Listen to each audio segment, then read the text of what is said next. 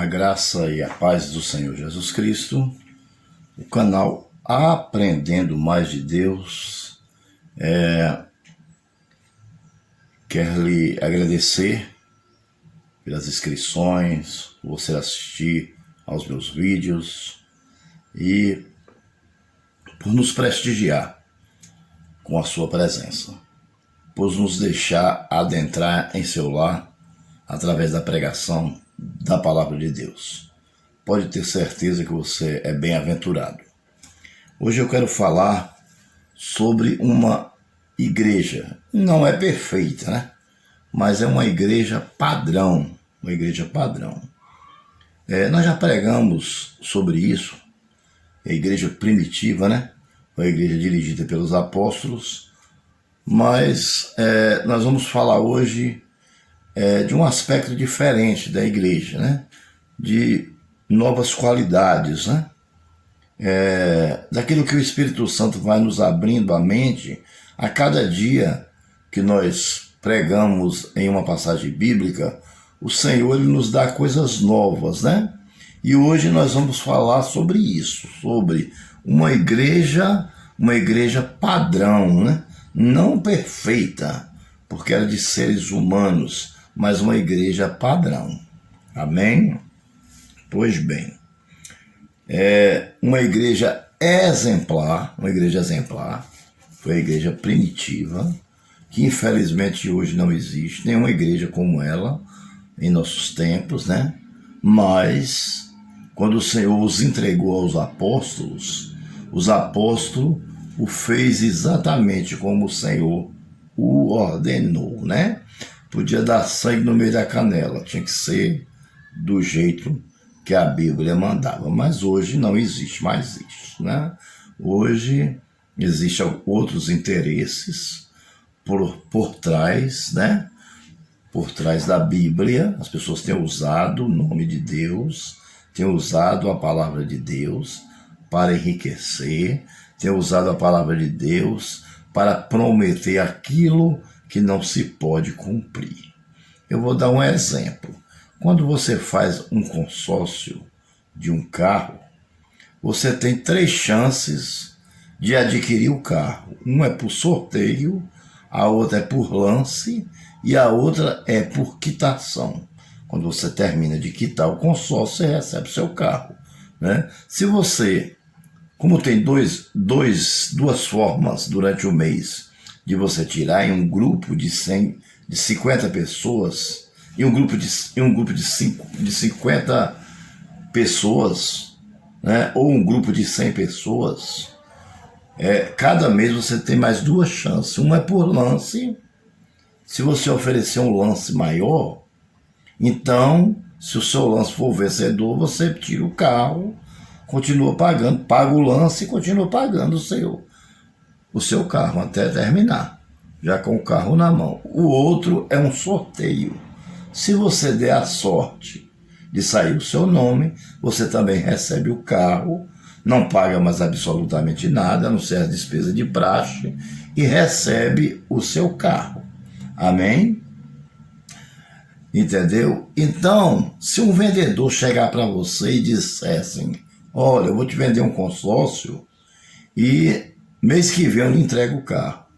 Então ele está mentindo para você. Ele está mentindo. Porque as normas do consórcio é por lance, sorteio ou quitação. Então ninguém pode prometer aquilo que não pode dar. Se ele prometer isso a você, não faça o consórcio, porque não é um bom vendedor. Ele é um vendedor que não tem caráter. Pode ter certeza disso. A mesma coisa acontece na obra do Senhor. Se a pessoa pega esta lei aqui, que é a palavra de Deus, 66 livros, entendeu? Abre ela e diz a você que você não vai ter mais sofrimento, que você não vai adoecer mais, que você não vai ter mais provas, que você não vai ter mais tribulações, que a sua vida vai ser um mar de rosa e que da noite para o dia você vai enriquecer-se. Pode ter certeza que este não é o bom pregador. Este é um bom mercenário, mas bom pregador ele não é. Exatamente isso que a igreja primitiva fazia o contrário. Ela cumpria a lei de acordo com o que Deus deixou. Ela cumpria a lei. E vocês conhecem muito bem a história da igreja primitiva, está lá no livro de Atos dos Apóstolos, né? No capítulo número 2, versículo 42, entendeu? Que fala de uma igreja exemplar. Perfeita não. Igreja perfeita só a do Senhor Jesus. É exemplar. Amém? Se sair um barulhozinho de fogos, é porque está tendo uma comemoração aqui na praça Lauro Vanderlei, uma comemoração para as crianças. Quero até aproveitar e desejar às crianças, né?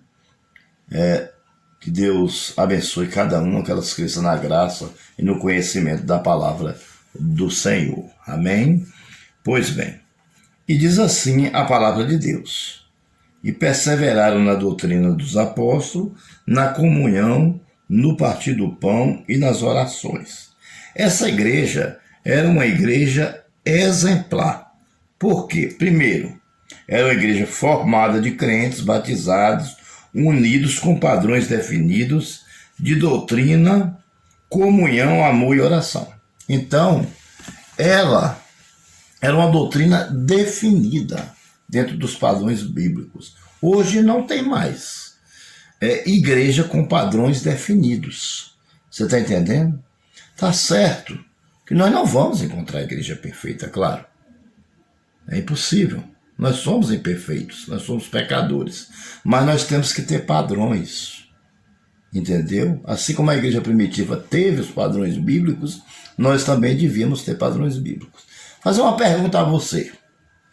Quando foi que você viu uma fila de pessoas na porta de uma igreja esperando para receber cestas básicas? Pessoas órfãos e viúvas.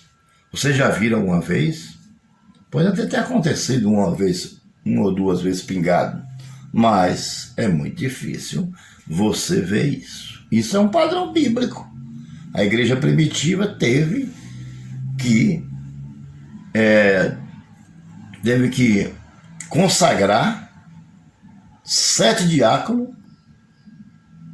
homens de Deus, cheios do Espírito Santo, para ajudar na distribuição, né, dos alimentos para os órfãos e as viúvas. Né, para os órfãos e as viúvas. Amém? Isso se chama ação social. Hoje em dia é muito difícil se fazer ação social dentro das igrejas do Senhor. Infelizmente, isso tem acontecido. Claro, eu digo uma coisa, toda regra tem exceção, nós sabemos disso. Ainda existe algumas igrejas que tentam fazer, não conseguem porque não tem condição, né? E existe outras que têm condição e não fazem, não é verdade?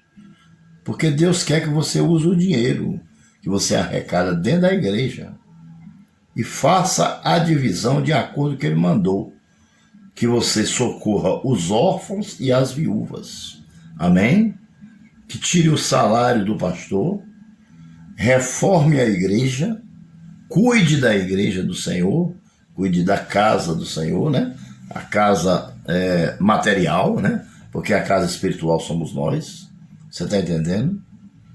E que faça tudo de acordo com o que a Bíblia manda. Porque a igreja, ela é filantrópica, sem fins lucrativos, exatamente para isso. Uma instituição que veio para ajudar aos necessitados, aos órfãos e às viúvas. Né? Na igreja primitiva isso acontecia tanto que os apóstolos não pôde mais pregar a palavra e distribuir os alimentos, né, às pessoas necessitadas, porque não tinha tempo e teve que constituir 7 diáconos, homens cheios do Espírito Santo. Inclusive eu tiro o chapéu para ele, que foi Estevão, né? O homem que olhou para o céu e viu o céu aberto e Jesus Cristo assentado à direita do Pai. Então, irmãos, por que que essas coisas aconteciam naquela época e hoje não acontecem mais? Porque as pessoas antigamente sonhavam, Deus dava uma revelação, Deus dava visão, e hoje Deus não dá mais, dá só alguns contados. E tem mais, esses alguns quando vai contar, as pessoas não acreditam não, viu?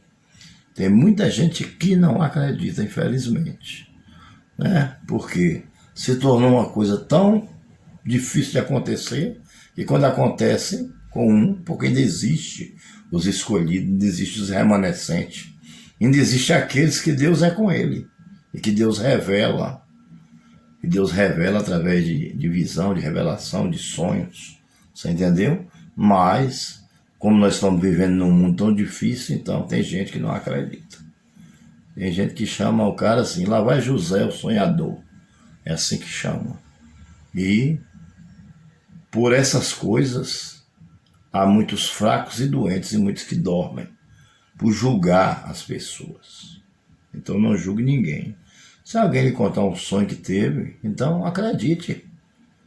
Acredite. Se ele estiver mentindo, é com ele Deus, né?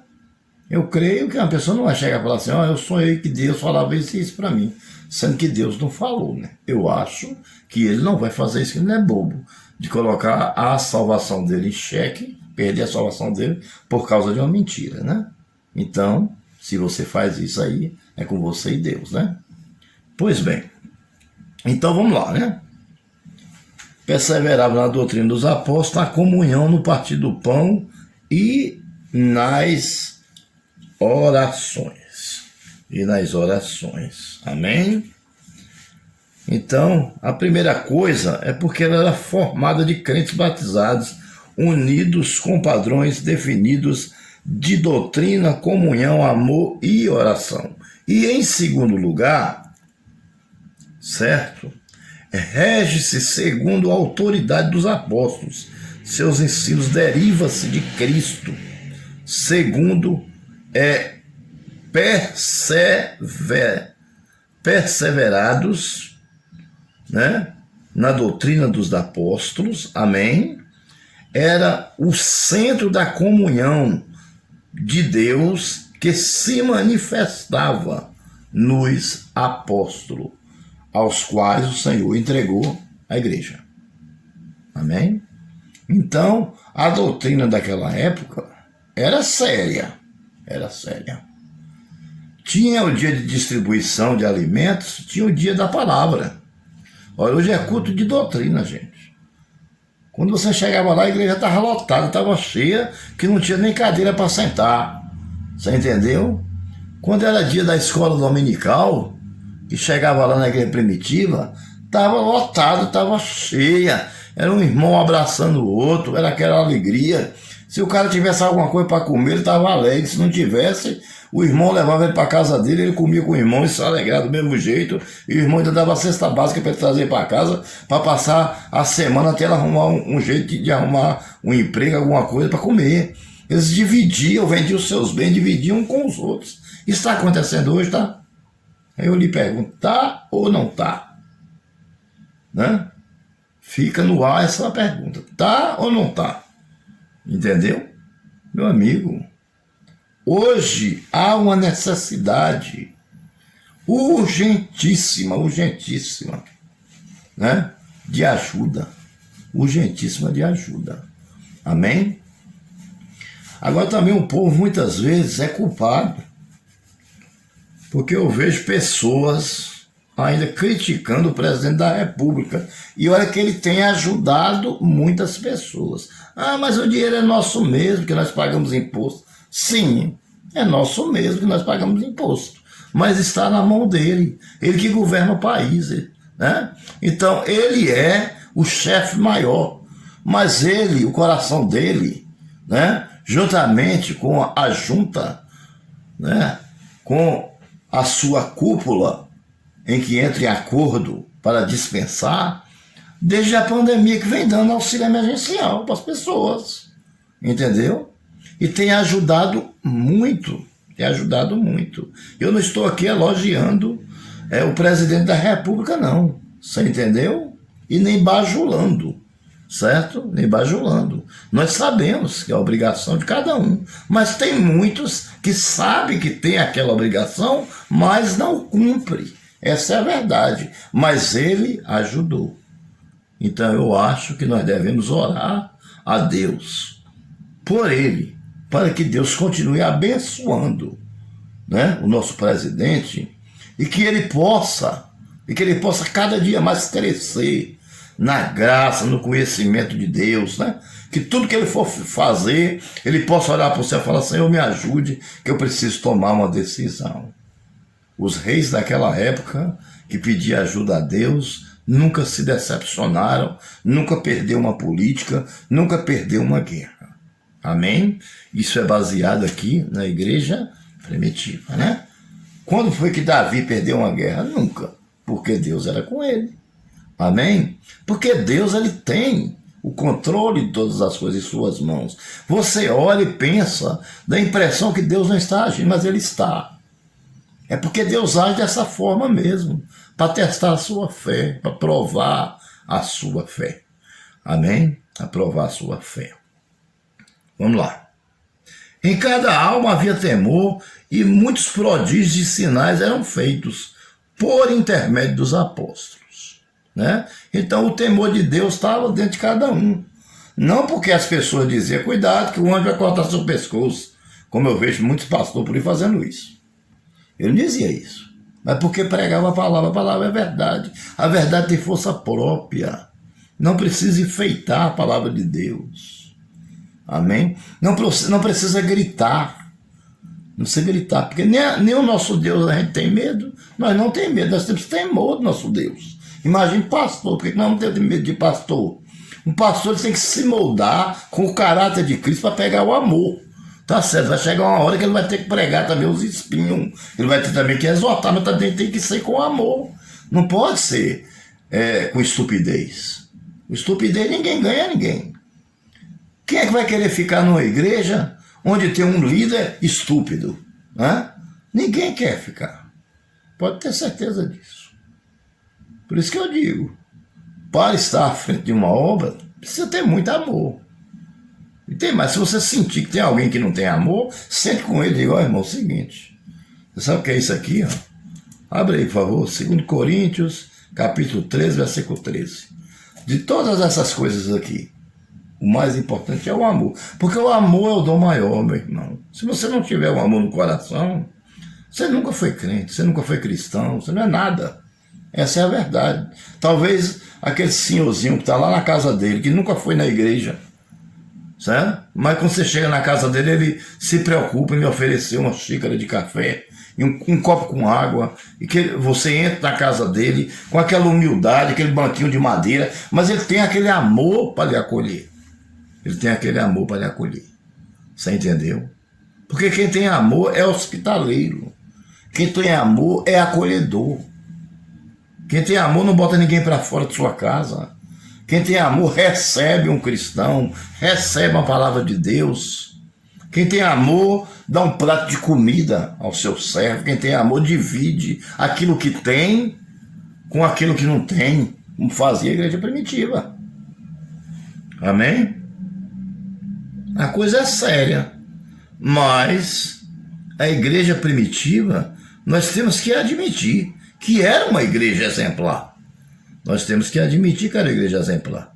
Em terceiro lugar, o centro da comunhão se manifesta no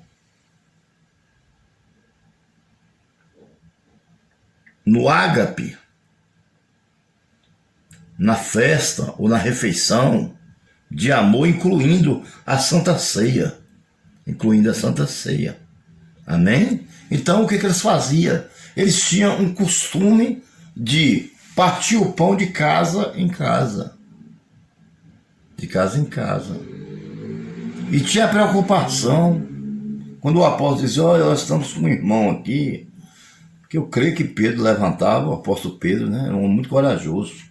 Eu creio que ele se levantava e dizia: ó, gente, tem um irmão aqui na igreja que ele não tem nada em casa hoje para comer, não. Porque o Espírito Santo revelava naquela época. Até o armário da pessoa tinha alguma coisa, não. Hoje não está mais, não. Hoje o povo fica contando historinha, fica vivendo de testemunho do outro. Não tem testemunho. Não tem testemunho, não vive uma vida santa com Deus. Quem não vive uma vida santa com Deus não tem testemunho para contar. Ele fica contando o testemunho dos outros, né? Vive das bênçãos dos outros. Nós temos que contar os nossos próprios testemunhos. Amém? Eu sempre digo, a palavra de Deus, gente, é para ser pregada de forma genuína. Ela não é árvore de Natal que precisa ser enfeitada com luzinha, para a gente ficar olhando as luzinhas piscar, não. Nós temos que ter o Espírito Santo iluminando a nossa vida dentro de nós. A luz do Espírito Santo, não a luz de árvore de Natal. Não que eu tenha nada contra a árvore de Natal, não tenho não. Mas a forma como as pessoas comemoram as festas hoje, eu tenho contra sim. Porque a maioria é com bebida, você está entendendo? Com orgias e muitas outras coisas, né? E é por isso que Deus tem se irado. Nesses últimos tempos, Deus tem se irado. Mas na igreja primitiva era diferente. A igreja primitiva, ela tinha um padrão, certo? Ela era uma igreja exemplar. Era uma igreja que dava exemplo. Um irmão ia para o culto na igreja primitiva, quando ele saía cheio do Espírito Santo. Entendeu? Ele passava a semana todinha feliz, alegre. Quando era no dia de culto, ele estava lá, não perdia um culto, ninguém perdia. Todo mundo fazia questão de ir para a igreja. Hoje as pessoas fazem questão de não ir. Infelizmente, tá assim as coisas. Na igreja primitiva, também havia uma comunidade de bens e socorro dos necessitados. Socorro dos necessitados. Ou seja, se você tinha uma riqueza razoável, que desse para você viver e sobrava alguma coisa, as pessoas não ficavam com aquela sobra, não. Nós fazíamos o seguinte: eles pegavam, dividiam entre 2 ou 3 irmãos que estavam passando problema, abriam um negócio para o irmão ia prosperar. Quando aquele irmão prosperasse, aí ele ia ajudar outro. Era assim que funcionava a igreja primitiva.